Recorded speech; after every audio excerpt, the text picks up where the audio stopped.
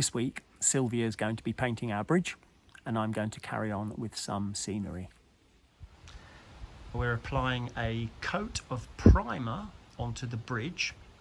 Because it's plastic, you have to put a little bit of a base coat onto the bridge so that then we can paint colours on top.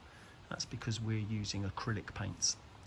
You can get different type of paint, oil-based paints, that will go straight onto plastic, but we want to use water-based paints. They're easier to use and to clean up. So we have to put this coat of primer on the bridge first, and then we can put the different colour on later. So the bridge is probably going to end up being maybe like a brick colour, like a reddy brick colour.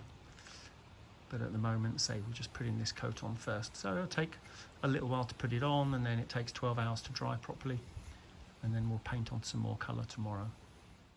Now we're working on some more scenery, then I really need to get an idea of where the track is going. We've had a few changes of plan, of course. So now I've actually glued the paper plan down.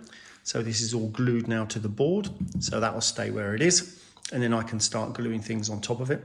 So I know where all the track goes. So I can work out where my mountains are going. So I need a bit of a gap there where that track is going.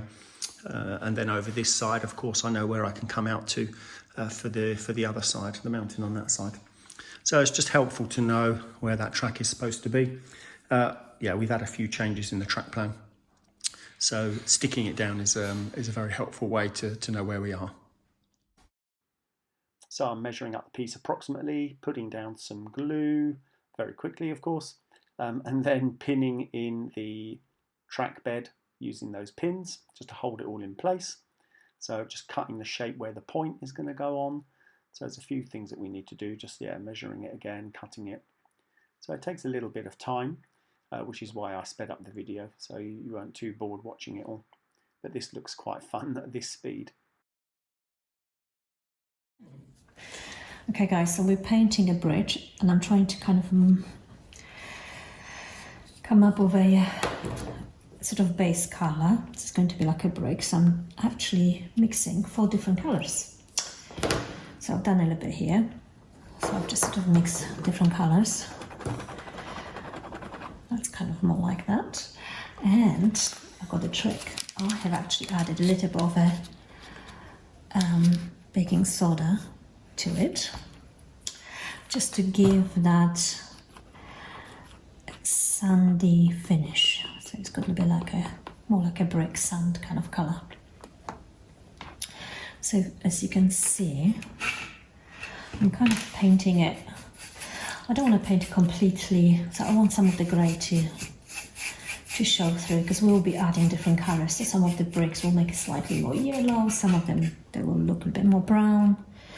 So I'm not actually too worried about painting the bricks like. I think it's nice to show a little bit of colour through, and then we can just put probably some of the yellow in it as well. That's our base colour. We'll put a second coat later on. I am actually trying to wash some of the paint to make it slightly more even.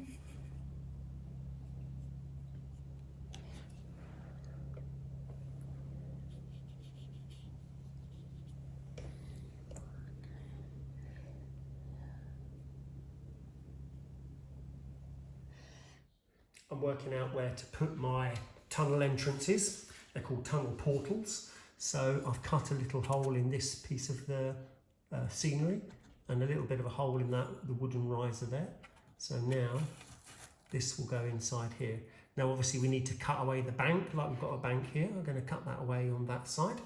And then obviously I've got a second one here. Now these are quite close. I didn't realise they were quite so close. So now I could either put this one in front, but if I put it in front, you see I've got a bit of a problem here. But if I put it behind, then now it actually is not too bad. This brickwork joins together. This sort of covers the entrance, so it looks a bit more okay. I don't know if it looks totally natural, but it looks okay. So you might be able to see around this side a little bit better. So there you go. So it is okay, it's not too bad, it will do. So then we'll build the scenery over the top of these on these sections here. So we're going to need to build up the bit of the hill for this section.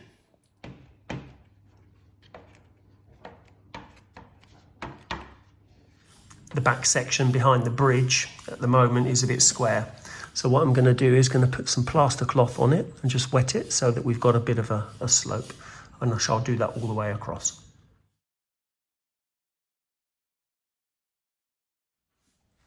Well, Sylvia's painted the bridge and there it is in place. She's got a couple of little things that she wants to do to it still.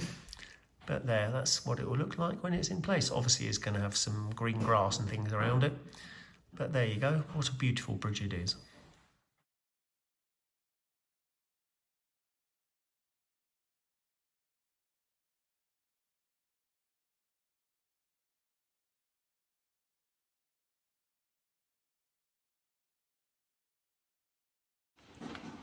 So we've glued down our first layer of the hill here, so I can start carving away some of the edges, just so we get a bit of an edge to it.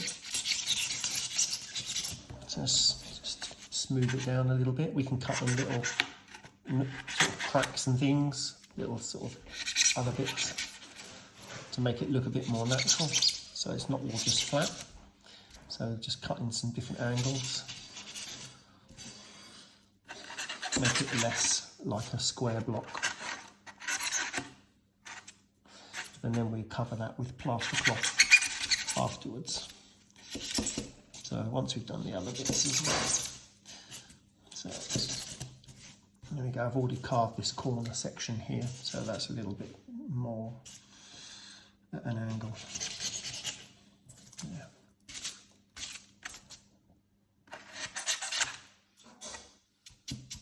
So there, that's a bit more like a rock face or something, or like a hill.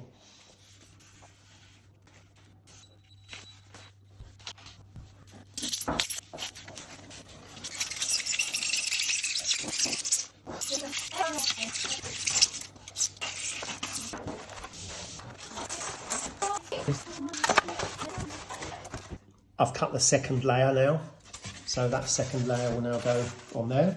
So I'm going to glue this onto the second layer. We're going to weight it down and then obviously wait for it to dry, and then we can, you know, start to carve it a little bit more, work out what we're going to do bit by bit, and then we'll keep building another layer until we finish. So one layer at a time.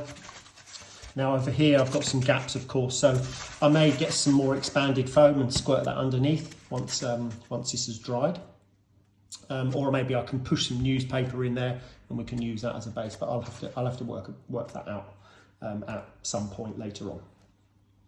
So we'll start gluing this now.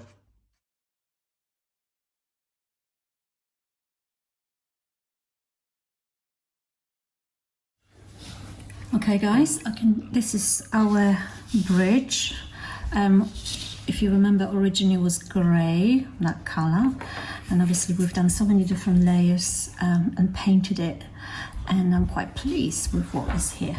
And the last thing we're going to do, we're actually going to put some grass. We've got like a modelling grass, so I'm just going to put some glue. I'm just going to do a little bit here. Some of the grass may just actually go a little bit higher. Okay. But obviously we're going to do all over the bottom of the bridge. And then we've got this artificial grass. Just got a little bit here. And we're just going to sprinkle it. Obviously it's too much, but don't worry, we're just going to shake out whatever is left off. Okay.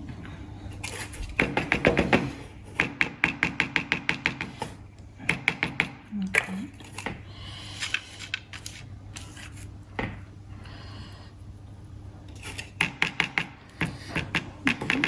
So something like that. I've done the other side. You can see. Okay, just looks a little bit like just all over the place. Well, we went shopping and we ended up in Hobbycraft, and funnily enough they do some railway modelling things in Hobbycraft. So apart from the children's paint that I bought, so we got lots of brown paint that we can use on the scenery, and then some other colours we can mix things up. Then they do some lichen, so it's light green lichen. We have some clump foliage, light green again. I've got some dark green clump foliage. I've got some medium grey ballast. And then we have an interesting thing, a learning kit, how to make rock faces. So this will be how you can mould and make your own rock faces. There's a little silicone mould that comes with it, and some plaster, a bit of paint, and some instructions how to do it. So, and there's a YouTube video apparently. So we will be having a go at making some of our own rocks as well. So here I am filling in all the gaps. I decided to use just rolled up paper. That was just quicker and easier than going to get some more spray foam, and a bit less messy. I've got to glue some of the pieces in just so that they stay in one place. But once I've glued all those in, then I can start to cover them up with the plaster cloth. I'm going to put some plaster cloth on this side, so we're going to just make the steeper embankment. So we'll do that first, and then afterwards I'll have a shallower embankment underneath, so I'll do that second. So I'm going to do the deep bit first, and then later we'll do the shallower embankment. So just one, and I'll put some down this side as well for now. I've used paper just to support it, so I haven't got any of the spray foam at the moment. So paper's okay, it just supports the plaster cloth as we put that on. We have to double up the plaster cloth to make it a little bit stronger. So I'm overlapping it about halfway each time, and then on the beginning just adding another smaller piece so that we get a double layer all the way along. Sometimes I have to just like trim or cut the tops with a pair of scissors just so they fit a little bit easier around the curves. But as you can see there, we've gone all the way round and got a nice double layer of plaster cloth. This side I am layering the plaster cloth up to the wooden baseboard. So we're trying to keep a bit of an edge so that then connects nicely with the main area where the track is. So it's a little bit more complicated trying to cut it and get it to the right size, because I'm doing it all the way down that embankment and then up the other side. And then here now I am adding on a layer of plaster just to give a bit of a surface so it looks more uneven and more rough. And then of course we're going to be painting over that at a later stage. I'm just using a mixed up plaster here, just plaster and water, so it's quite easy to do.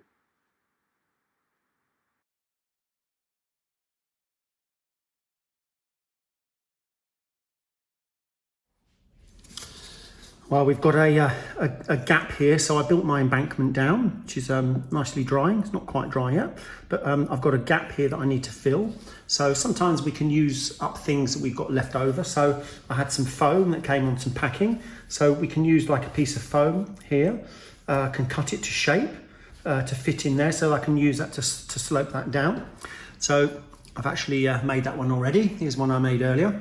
So now you can see I've cut it slightly to shape. I've sort of cut out some pieces just using a sharp knife. So now that will sit in there. So I'm going to glue that in there. That will glue down. And then you see I've still got some gaps here. So I can take some other pieces of foam that I've got. I can shove them down the gaps, you know, to fill in the holes on the gaps. And then we can, you know, put our plaster cloth over those. So I'm going to do that process, glue it down, put in the bits. Then we'll put the plaster cloth, and then that will finish off our little field with our railway embankment going through it. Here you see I'm just cutting smaller pieces of foam just to fit in the back, so that we've got something nice that we can sit all the plaster cloth onto. And then of course cutting our double layers of cloth to put over it, using my spray to wet the surface, and then wetting the actual plaster cloth and putting it down. So I cut lots of little bits just to make it look a little bit neater.